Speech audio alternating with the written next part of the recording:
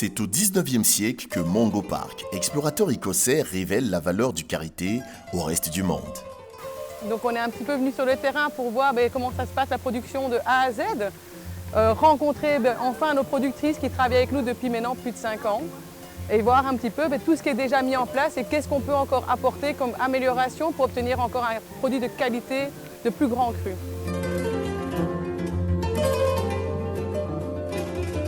Véritable ressource naturelle aux nombreuses vertus, il est désormais reconnu que dans les pays d'Afrique de l'Ouest, la vie de certains villages bat au rythme de l'arbre sacré qu'est le karité.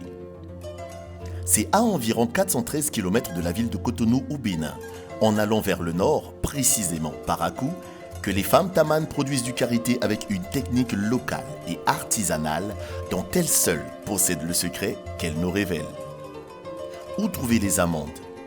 Les arbres de karité poussant à l'état sauvage, librement et en brousse, les femmes, dès l'aube, se mettent en marche avant que la chaleur ne les accable pour la récolte de ces noix précieuses tombées de ces arbres à beurre. Les noix de karité ne se cueillent pas, mais se ramassent, ce qui est signe de maturité idéale pour leur transformation. Déposées dans des bassines, elles peuvent alors être ramenées au village.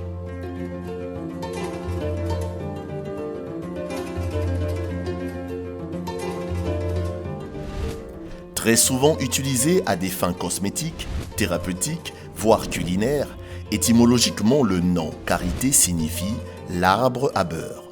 Et ce n'est pas l'équipe de Karité Cœur, savonnière artisanale en Belgique, venue grâce à l'ONG Hope and Peace, rencontrer l'ONG Taman qui diront le contraire des vertus que renferment ces amandes de karité. Grâce à l'initiative de l'ONG Hope and Peace, nous découvrirons le processus de la production du beurre de karité grâce aux femmes tamanes.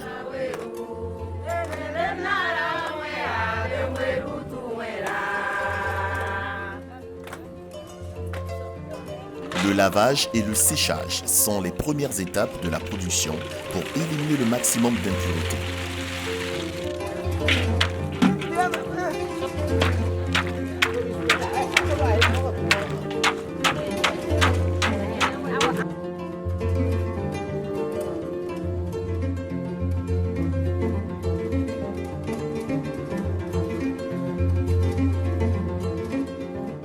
Les noix de karité récoltées sont débarrassées de la pulpe et on obtient alors une noix dont on récupère l'amande.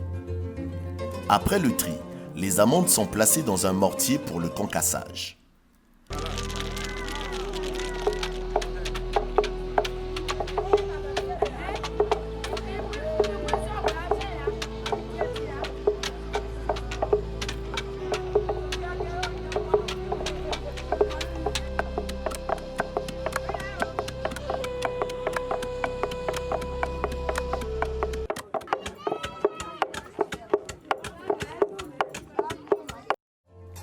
Les amandes concassées sont alors versées dans des bassines et grillées au feu de bois.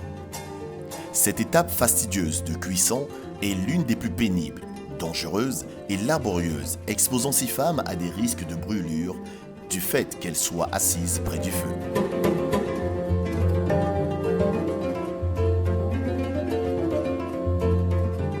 Il faut, pendant un long moment, tourner et retourner les amandes concassées pour éviter qu'elles ne se carbonisent.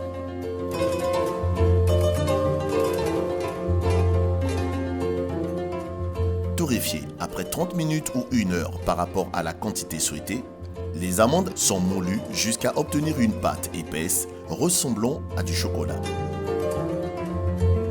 Aujourd'hui, nous recevons la visite de la société Karité Cœur de la Belgique qui est venue rencontrer, visiter les femmes de l'ONG, histoire de voir un peu comment est-ce que le beurre de karité est produit, parce que le beurre de karité fait partie des produits faits par les femmes de l'ONG qui travaillent en coopérative, en groupement et tout. Donc aujourd'hui, il s'agit de voir un peu comment est-ce que le beurre de karité là est produit, dans quelles conditions c'est fait.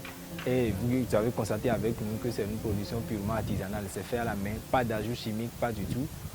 La transformation est naturelle et purement artisanale.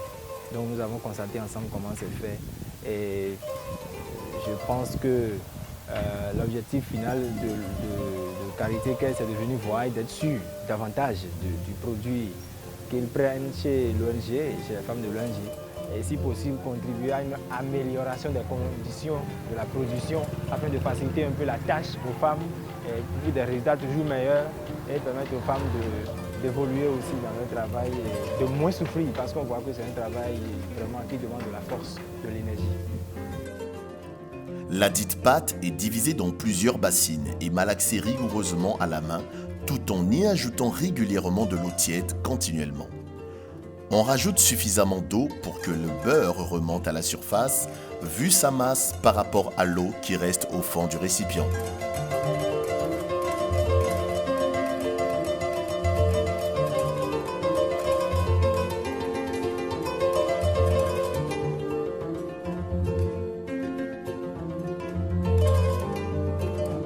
Cela peut durer entre 1 heure et 4 heures de temps nécessaires pour en arriver à ce résultat. Ce qui est très physique, éprouvant, comme le constatent les partenaires de l'ONG Open Peace, Madame Nathalie Guichen, fondatrice de l'ONG belge Karité Care. Donc on est venu voir la réalité du travail. On a réalisé que c'était un travail très physique, purement artisanal. Ces femmes ont vraiment une poigne extraordinaire pour pouvoir barater comme ça ce beurre à la main durant des heures. Et ça fait justement qu'on a ce produit de qualité de par justement la maîtrise de A à Z de ce processus de manière manuelle et artisanale. On a vu ce qu'elles ont déjà mis en place à leur échelle, qu'est-ce qu'on pourrait apporter justement pour pouvoir encore mieux encadrer cette façon de travailler, cette pratique. Et c'est grâce à l'ONG Open Peace que justement on va mettre des choses en place dans le futur pour encore arriver encore à une meilleure qualité en fait, du produit de beurre de karité.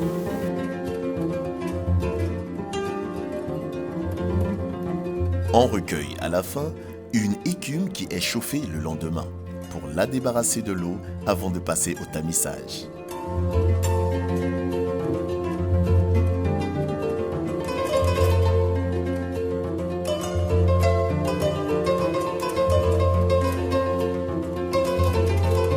Avec un boîtier à bout plat, on tourne le lait tamisé et refroidi en sens unique sans arrêt. Et ce processus produira une texture lourde et plus épaisse que nous appellerons beurre de karité. Cette texture sera alors laissée et refroidie pendant 4 heures. C'est à cette étape que le beurre sera conditionné.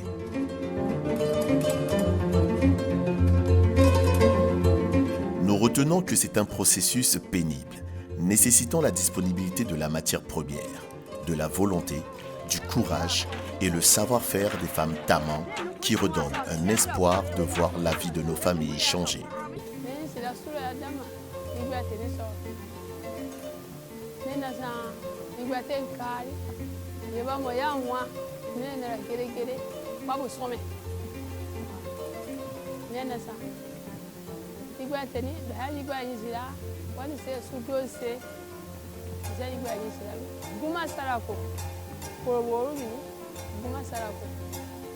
Gome sarako muhakini yamo patule kwaro mula gumbe ne kula de hem ko wi gunku ukune yaburo hala kade adama sanka yaburo mi damo yala wa hala boa una nyate me hala hem gunku ko wi gunku ko wi yansuwa ko yande ko kaduna semba twe kwaro